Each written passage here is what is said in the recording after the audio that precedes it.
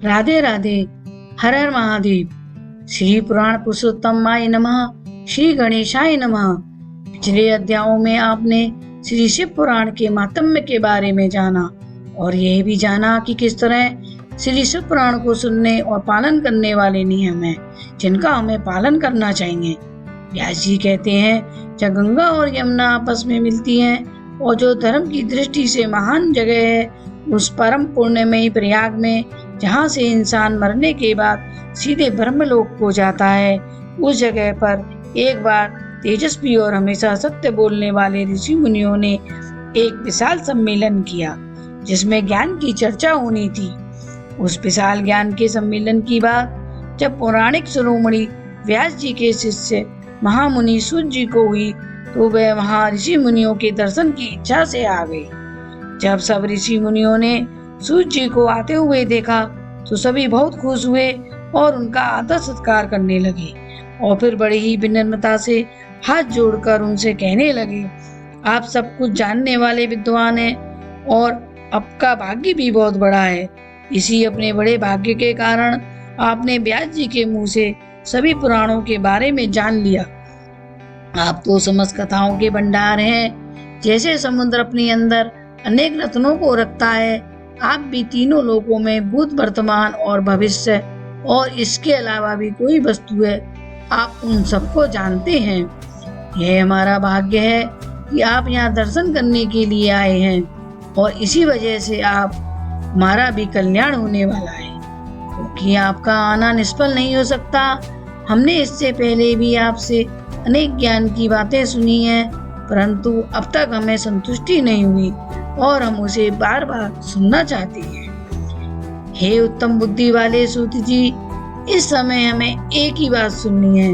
यदि आप हम पर दया करो तो जो गोपनीय है उस विषय के बारे में भी हमें बता दो। जब घोर कलयुग आएगा, सभी मनुष्य पुण्य के कामों से दूर रहेंगे और बुरे कामों में फंस जाएंगे। कोई भी सत्य बोलने वाला नहीं होगा। लोग आपस में एक दूसरे की बुराई करेंगे, दूसरे के धन को लेना चाहेंगे और पुरुष दूसरों की स्त्रियों में रुचि रखेंगे और दूसरे प्राणियों की हिंसा की जाएगी। सभी का अपने शरीर से मोह रहेगा और वे अपने शरीर को ही आत्मा समझेंगे। सभी मनुष्य मूर्ख, भगवान को न मानने वाले, पशुओं के जैसे बुद्धि वाले और अपने माता पिता से विरोध रखेंगे। ब्राह्मण भी लोभी हो जाएंगे। वे वेद बेचकर अपना जीवन यापन चलाएंगे। वे शास्त्रों को धन पाने की इच्छा से ही सीखेंगे। घमंड उनके अंदर कूट कूट कर भरा रहेगा। अपने धर्म के कामों को छोड़कर दूसरे लोगों को ठगना, तीनों समय की पूजा पाठ से दूर रहना और ब्रह्म ज्ञान में अनाड़ी रहेंगे। जितने भी क्षत्रिय हैं वे भी अपने धर्म को छोड़कर गलत संगत वाले, पापी और दुराचारी स्वभाव के हो जाएंगे। उनमें वीरता की कमी रहेगी। वे गलत कामों से अपनी जीविका चलाएंगे और शूद्रों जैसा व्यवहार करेंगे। वैश्य संस्कारों से दूर, अपने धर्म को छोड़ने वाले, गलत मार्ग पर चलकर धन कमाने वाले और नाप तोल में अपनी बुरी बुद्धि से बेईमानी करेंगे। जो शूद्र हैं वे ब्राह्मणों के कार्यों को करेंगे। वे तेजवान जैसे दिखेंगे। वे भी अपने धर्म कर्म को छोड़कर ब्राह्मणों की वेशभूषा में घूमेंगे और अपने धर्म को छोड़ने वाले होंगे। उनके विचार धर्म के विपरीत चलेंगे। यदि उनके पास पैसा हुआ तो वह बुरे कामों में लग जाएगा और विद्वान हुए तो वह बहस करने वाले हो जाएंगे। सभी वर्ण के लोग अपने को कुलीन मानकर अन्य वर्णों के विवाह संबंध करेंगे और एक दूसरे के धर्म को नष्ट करेंगे।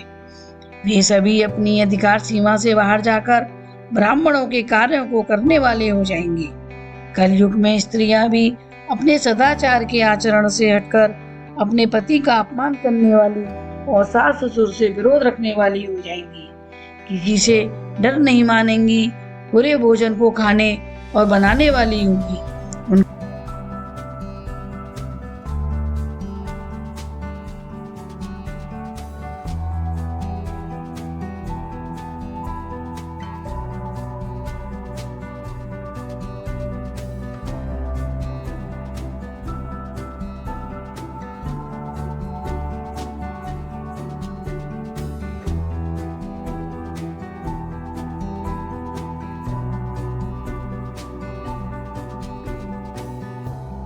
वेदों के जानने वाले हैं। व्यास जी कहते हैं, उन ऋषि मुनियों की यह बात सुनकर सूत जी मन ही मन भगवान शंकर को याद करते हुए उनसे बोले, आगे की कथा मैं आपको अपनी अगली वीडियो में सुनाऊंगी। आप मेरे चैनल को एक छोटा सा लाइक और सब्सक्राइब अवश्य करें और मेरी इस वीडियो को आगे औरों को भी शेयर करें, जिससे और सब भी इस पुण्यमयी श्री शिव पुराण की कथा को सुन सकें। राधे राधे, हर हर महादेव।